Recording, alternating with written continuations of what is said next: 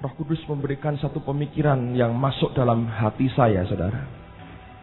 Sepertinya saya melihat ada satu pribadi yang berdiri di antara dua pribadi yang begitu kuat. Tuhan menunjukkan, engkau lihat orang yang bernama Ishak, anak daripada Abraham dan ayah daripada Yakub. Gambaran yang Tuhan tunjukkan kepada saya, ada satu pribadi yang sepertinya lemah, yang berdiri di antara dua pribadi yang begitu kuat dan begitu perkasa.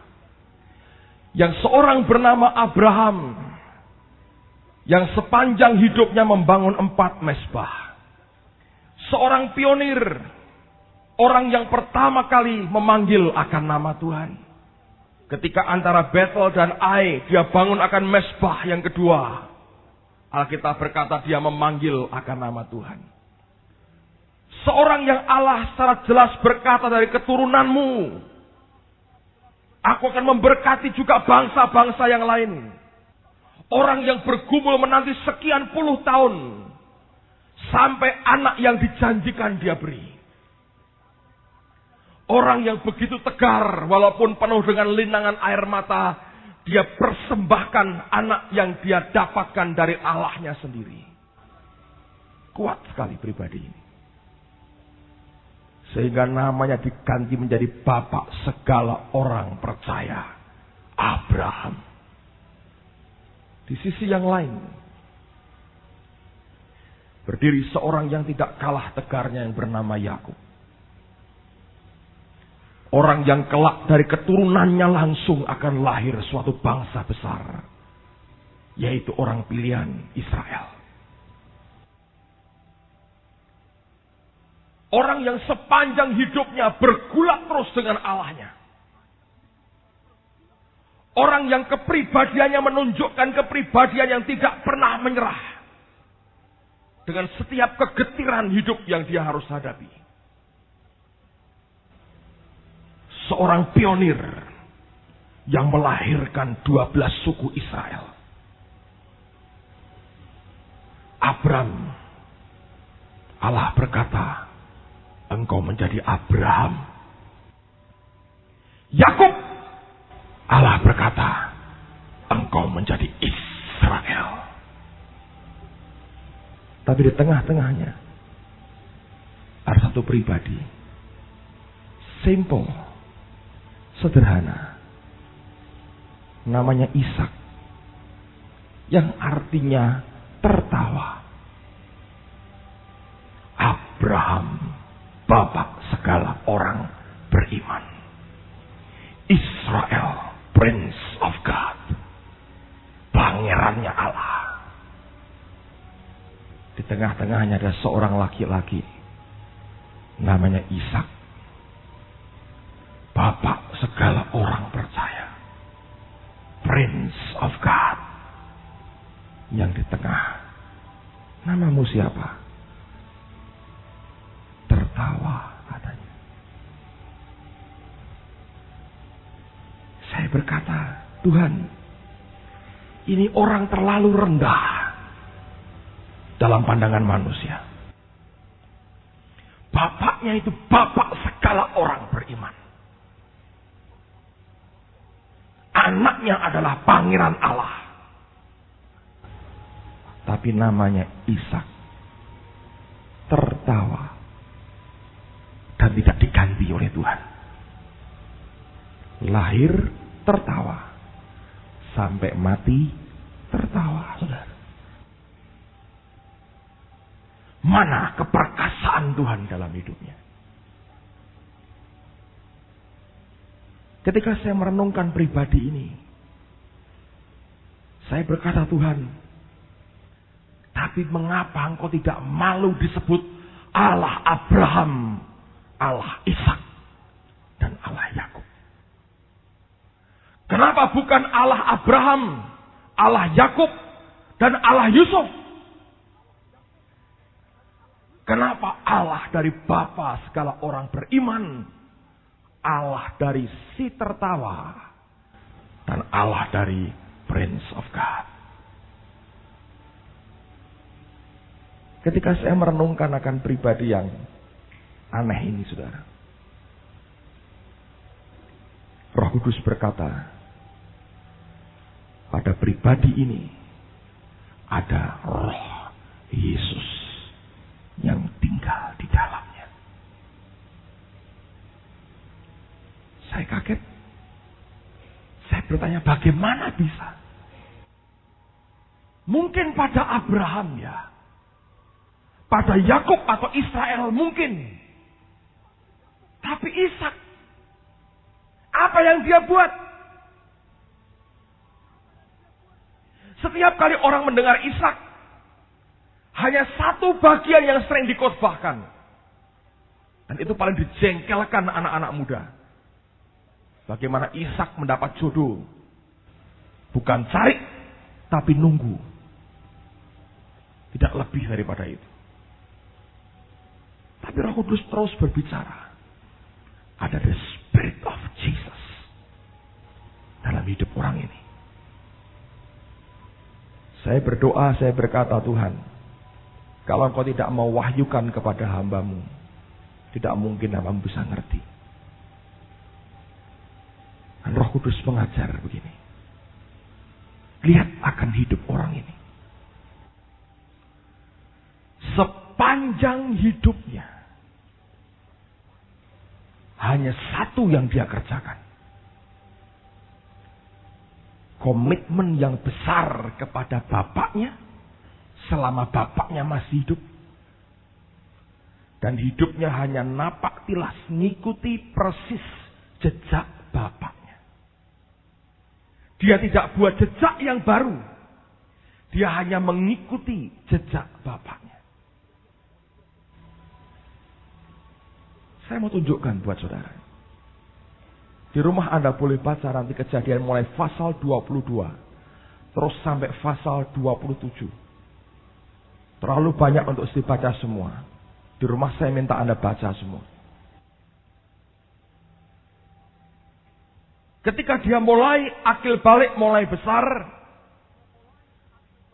bapaknya melihat sudah waktunya buat Ishak ini berumah tangga. Mumpung papa mamahnya masih hidup.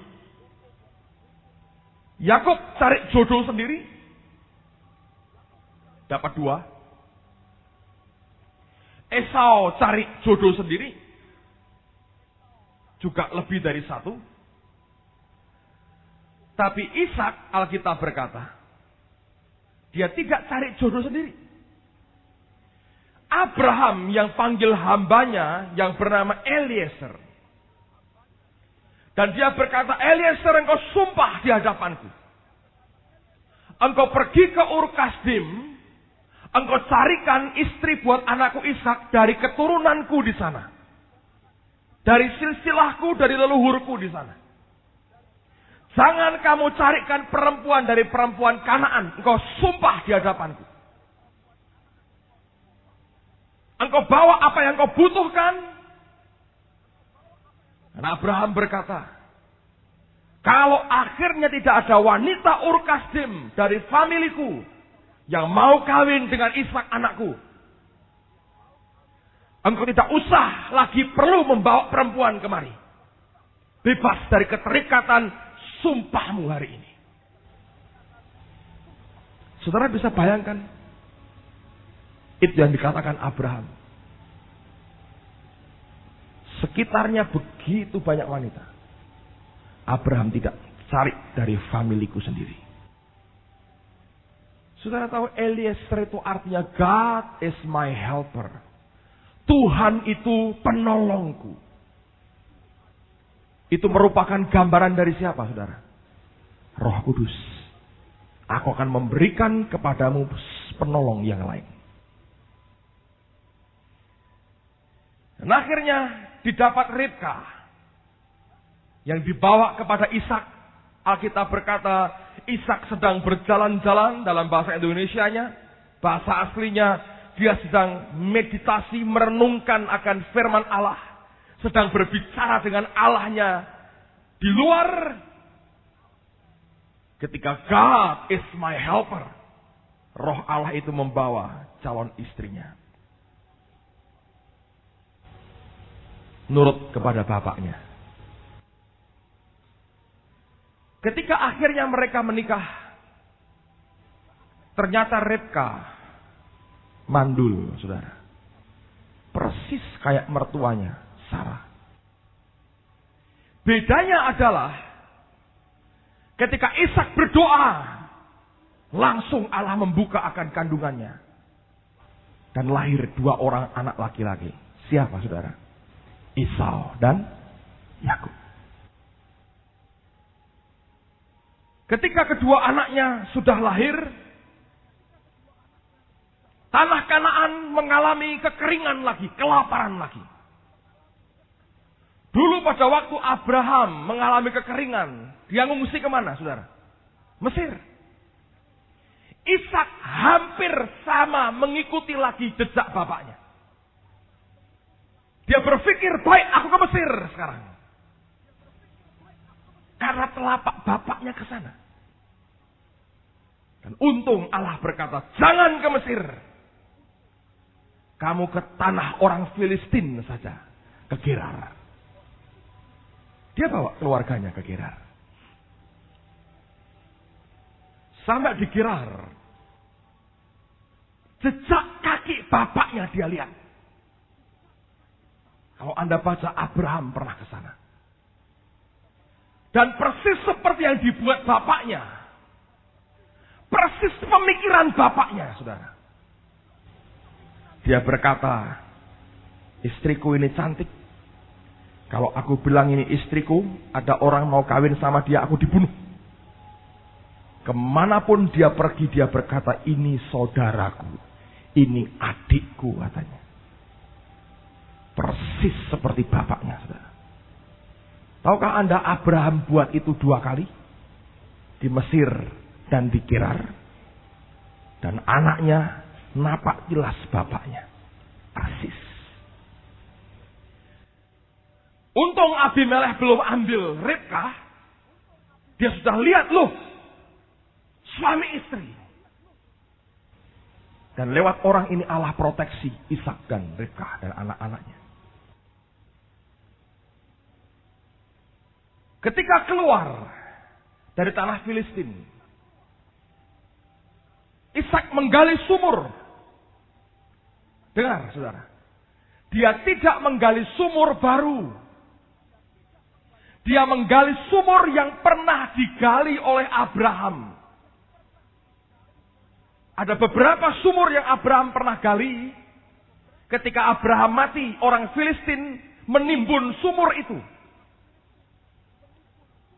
Ketika Ishak keluar dari Gerar, dia menggali sumur, bukan sumur baru. Yang dia gali sumur bapaknya. Sampai akhirnya airnya keluar lagi. Dan dia beri nama sumur-sumur itu.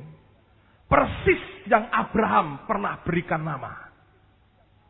Dia tidak berikan nama baru.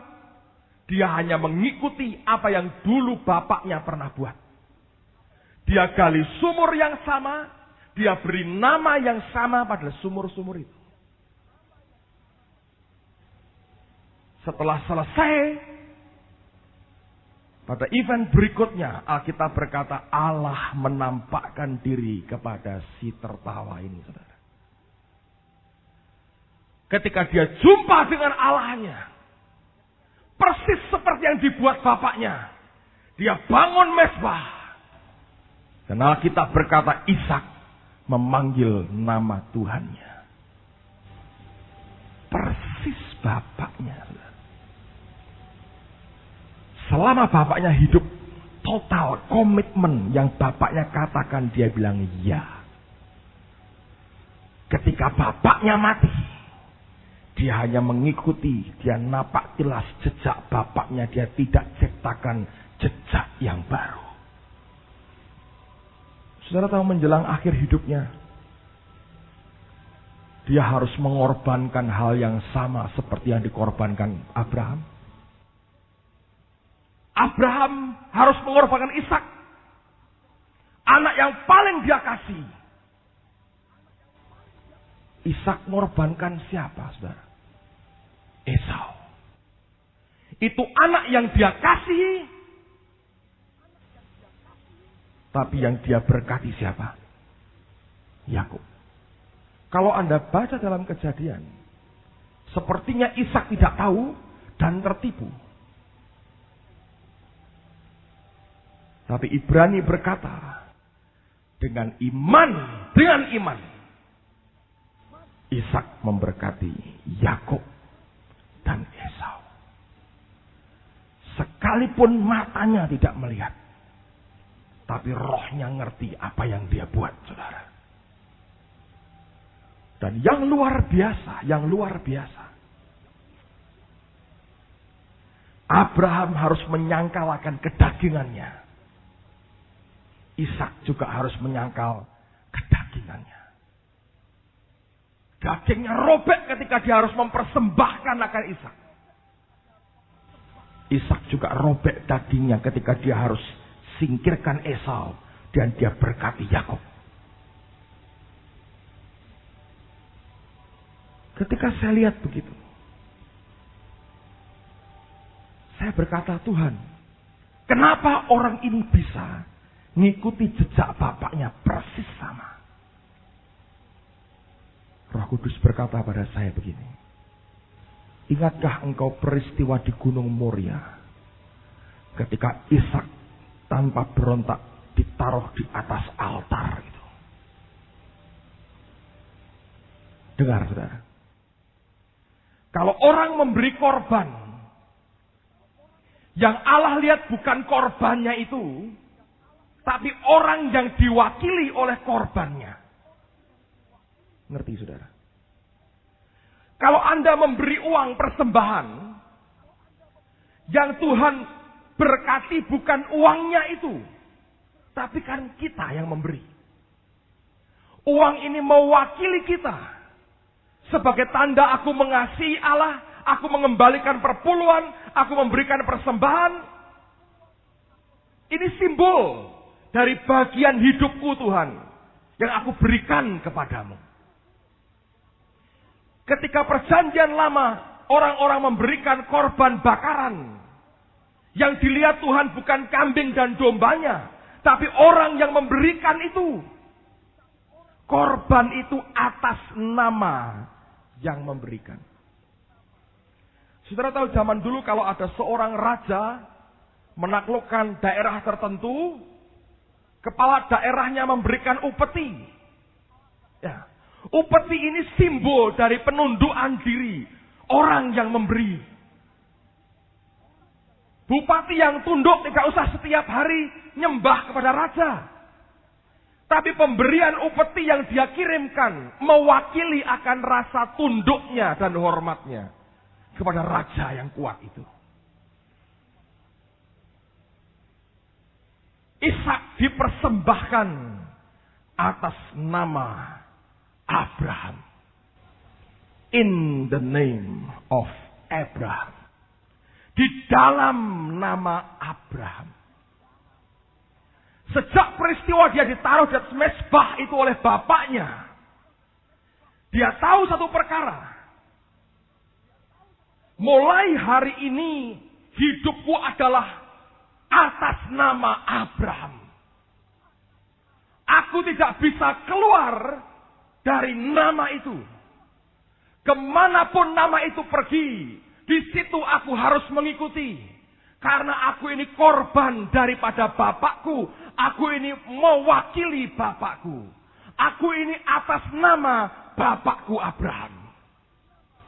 Dan ini rohnya luar biasa ketika dia bisa mengerti itu, saudara. Dan waktu saya baca kisah itu, Roh Kudus membuka mata rohani saya. Persis sama dengan Yesus. Dia tahu, dia datang dikirim oleh bapaknya. Dia berkata, aku tidak berbuat, tidak melakukan, tidak berkata-kata dari diriku sendiri. Apa yang aku dengar dari Bapa, itu yang aku katakan.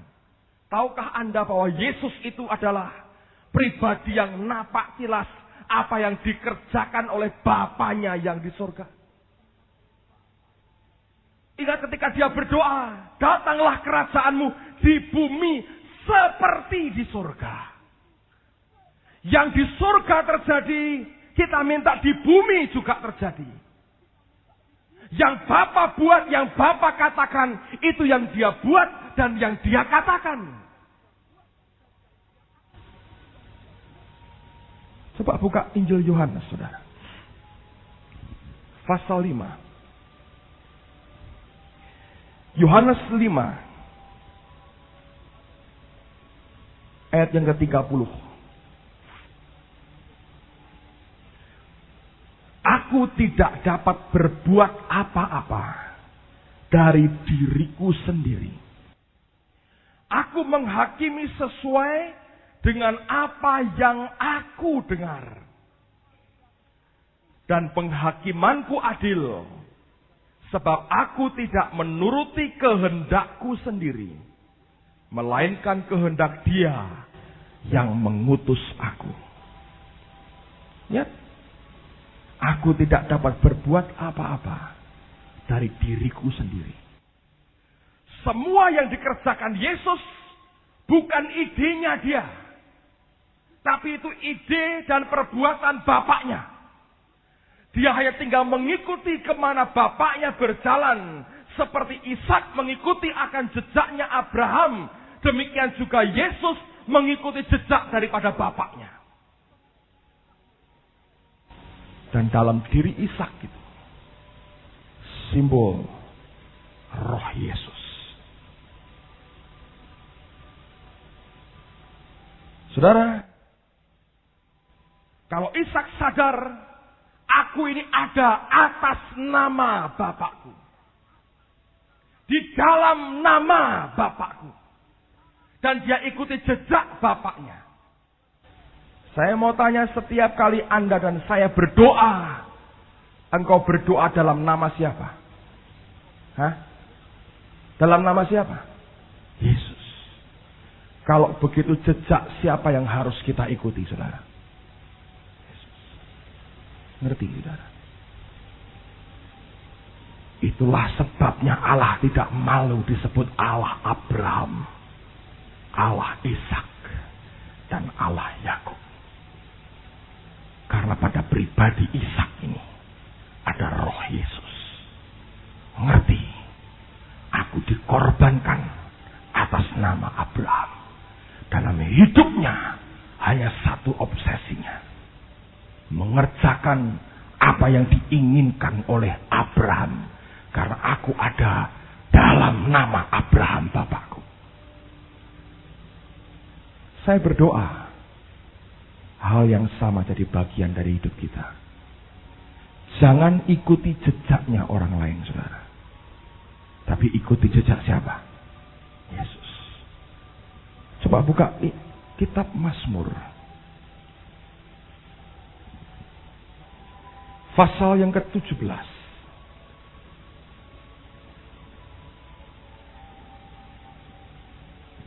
Ayat yang ke-5. Mazmur 17 ayat yang ke-5. Langkahku tetap mengikuti jejakmu. Kakiku tidak goyang. Amen. Alkitab berkata langkahku tetap mengikuti jejakmu. Kakiku tidak goyang. Buka Mazmur 37 ayat 23. Tuhan menetapkan langkah-langkah orang yang hidupnya berkenan kepadanya. Apabila ia jatuh, tidaklah sampai tergeletak, sebab Tuhan menopang tangannya. Dalam bahasa aslinya dikatakan, the steps of the mighty man. Langkah-langkah orang yang perkasa are prepared by the Lord. Disiapkan oleh Tuhan.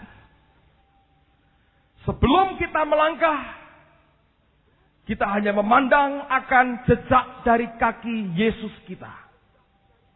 Kalau engkau ingin jadi orang yang perkasa, Mazmur berkata, langkah-langkah orang yang perkasa itu bukan karena dia perkasa, tapi sudah disiapkan oleh Allah. Saudara pernah menyeberang daerah di mana lumpur begitu banyak? Apa yang dibuat orang, saudara?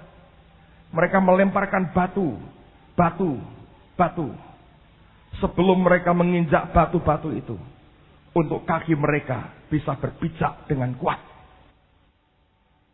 Ketika mereka sampai, orang berkata, kenapa kakimu tidak kotor? Kenapa engkau tidak sampai terpeleset? Bukankah lumpurnya begitu tebal dan licin? Bukan karena engkau hebat, tapi karena ada batu yang menopang akan kaki kita. The steps of the mighty man are prepared by the Lord.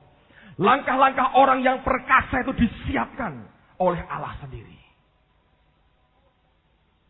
Kakiku tetap mengikuti jejakmu. Dan dia tidak goyang, saudara. Ayat yang berikutnya. Efesus pasal 2. Efesus pasal 2. Ayat yang ke-10. Dengar baik-baik, saudara. Efesus 2. Ayat yang ke-10. Karena kita ini buatan Allah, diciptakan dalam Kristus Yesus untuk melakukan pekerjaan baik. Apa pekerjaan baik? Yang bagaimana pekerjaan baik ini? Yang dipersiapkan Allah sebelumnya. Ia mau supaya kita hidup di dalamnya. Dengar baik-baik, saudara. Paulus mengatakan pekerjaan yang baik adalah, yang kita harus buat itu adalah pekerjaan yang disiapkan Allah sebelumnya. Berarti kalau ada pekerjaan yang tidak disiapkan Allah sebelumnya, itu bukan pekerjaan yang baik. Tuhan Yesus berkata, tidak ada manusia yang baik. Alkitab berkata, dari sumber yang baik akan keluar buah yang baik. Dari sumber yang tidak baik akan keluar buah yang tidak baik. Dari kemanusiaan kita, di mana tidak seorang pun kita ini baik di hadapan Allah.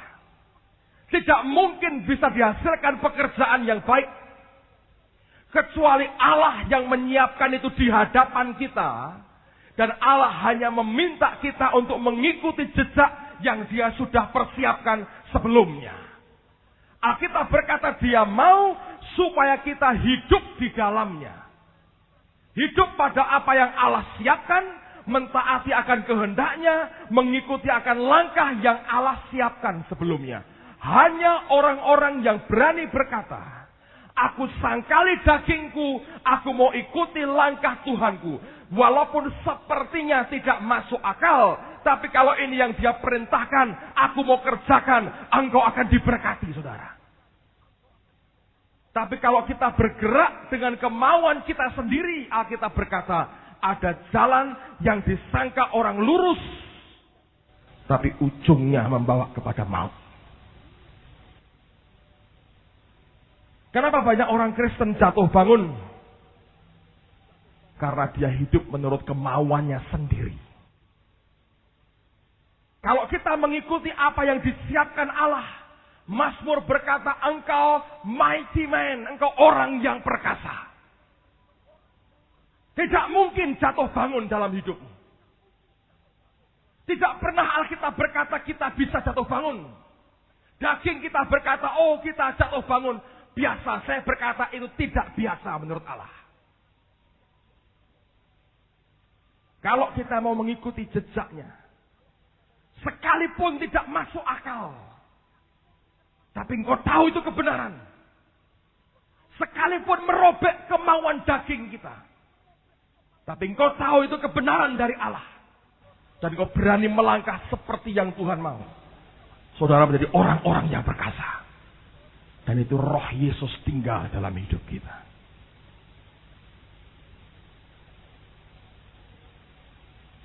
Beberapa bulan yang lalu, hampir 3 bulan yang lalu,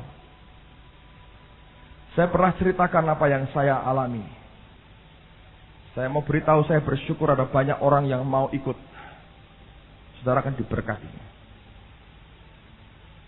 Kami persiapan family camp. Hari terakhir di Tawangmangu, dihitung jumlah budgetnya 30 juta. Secara manusia berpikir dari mana uang sebanyak ini. Nah, waktu kami selesai rundingan yang terakhir, teman-teman semua pulang kembali ke tempat bermalam.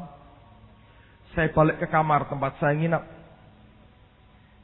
Belum sampai masuk kamar, Roh Kudus berkata pada saya, kamu beri 1 juta.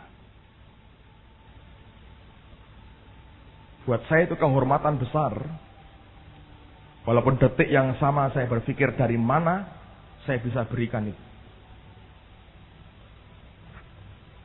Saya masuk kamar, saya ngomong sama istri saya. Tuhan bilang kita suruh beri 1 juta janji iman. Dia bilang, aku sejahtera. Malam itu kami berkata, ya Tuhan, kami mau taati seperti yang Tuhan mau. Urusan dari mana kami beri uang sebanyak itu Tuhan nanti yang ngatur. Lalu kemudian hari berikutnya dia berkata waktu saat teduh, ajak jemaat yang lain. Ada yang ambil bagian, ikuti jejakmu. Saya bersyukur hari ini terkumpul lebih dari 23 juta, saudara. Luar biasa. Dan sejauh itu selama 3 bulan ini, saya tunggu. Dan saya berkata begini, Tuhan, Engkau yang suruh kami janji iman memberi, sampai hari ini sedikit pun belum. Tanya bendaharanya, mana bendaharanya? Ya, belum ya? Akan segera. Saya berpikir, kok bisa begini Tuhan? Tapi saya berkata, masih sekian bulan.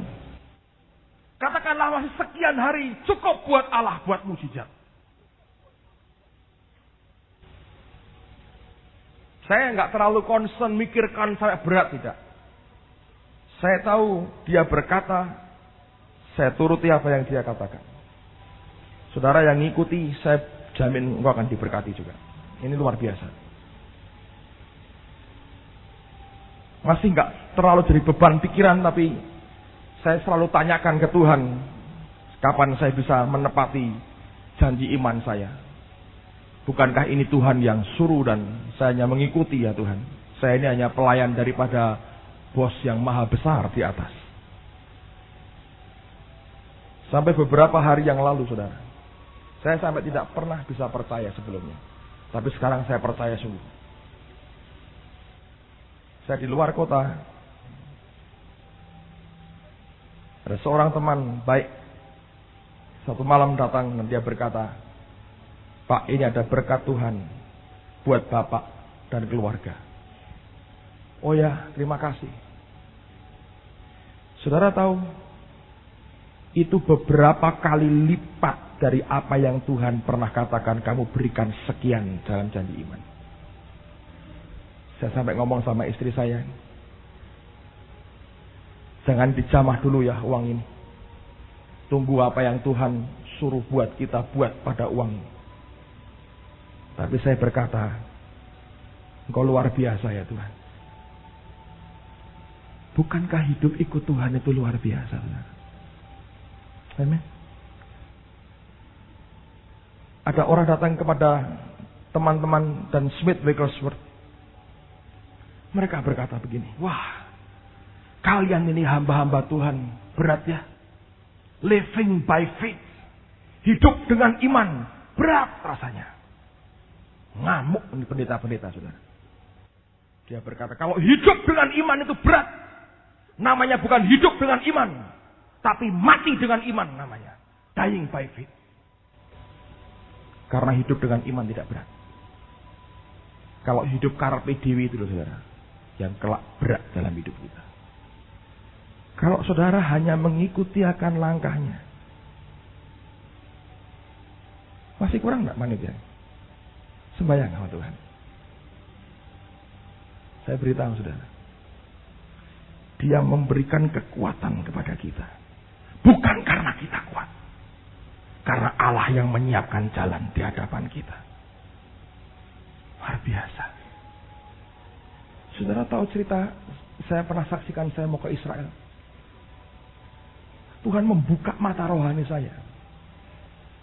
Dia bisa nahan perkataan orang sampai kami berdua bisa berangkat. Kalau enggak, istri saya harus tinggal di rumah dan unjuk rasa.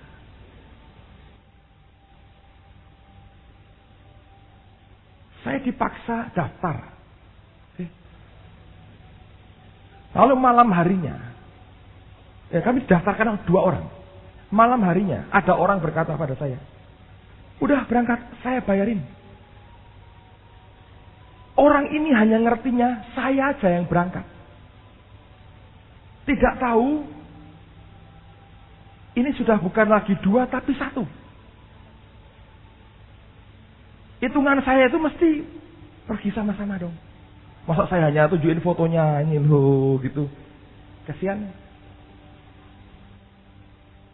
Tapi yang dia tahu cuma 1. Lalu teman yang saya nginep ini telepon ke yang buat tour. Ini Petrus Agung sudah ada yang bayarin katanya. Oh ya, bagus. Jadi saya orang pertama yang beres. Yang ngajak saya akhirnya nggak bisa berangkat, saudara. Dulu dia bergurau begini. Ya Petrus, berdoa supaya siapa tahu kami bisa bayarin kamu dulu. Saya berkata, iya berdoa. Siapa tahu saya yang bisa bayarin kamu dulu. Saya bilang gitu. Kalau dia berdoa betul, mungkin saya bisa bayarin dia sekarang, saudara. Dia nggak mau berdoa sih. Dia mau mengimani. Nggak berangkat. Setelah dia dengar saya berangkat, dia minta begini. Tolong dah, kamu bantu terjemahkan dan mimpin kebaktian-kebaktian. Nah, tahukah Anda kalau ada pendeta diajak jadi penterjemah atau mimpin kebaktian, dia diajak itu free, nggak bayar. Nah, tapi saya sudah dibayari kan? Tapi saya punya jatah lagi. 1 mestinya, saya nggak perlu bayar mestinya. Selasa malam, dia telepon saya dari Jakarta. Pak, yang ongkosnya ibu, kami yang tanggung semua. Ikut ya, saudara. Saya tenang, nggak ada unjuk rasa di rumah.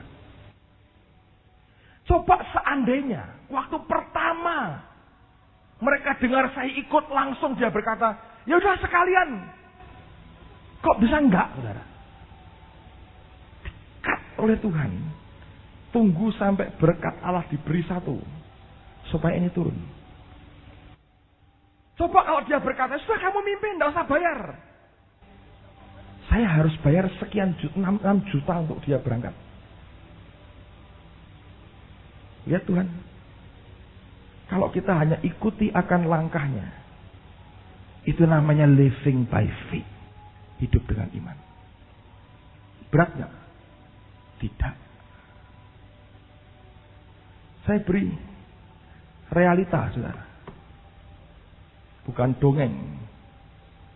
Dan bukan khayalan. Hidup seperti itu. Amen. Saudara yang ikut janji iman dengan saya, engkau akan diberkati. Saya yang pertama buat, saya diberkati. Saudara akan diberkati luar biasa. Dengar nih. Karena engkau dengar suara Tuhan, engkau akan diberkati luar biasa. Saya tahu ini proyek dari Tuhan, saudara. Engkau akan diberkati, engkau akan dibuat bingung oleh karena berkat Allah besar. Ikuti langkahnya. Ikuti jejaknya. Saudara akan hidup dalam kemenangan. Seperti Ishak. The Spirit of Jesus tinggal di dalamnya. Amen. Ayo kita berdiri sama-sama. Haleluya. Adakah orang-orang yang sedang ketakutan hari-hari ini?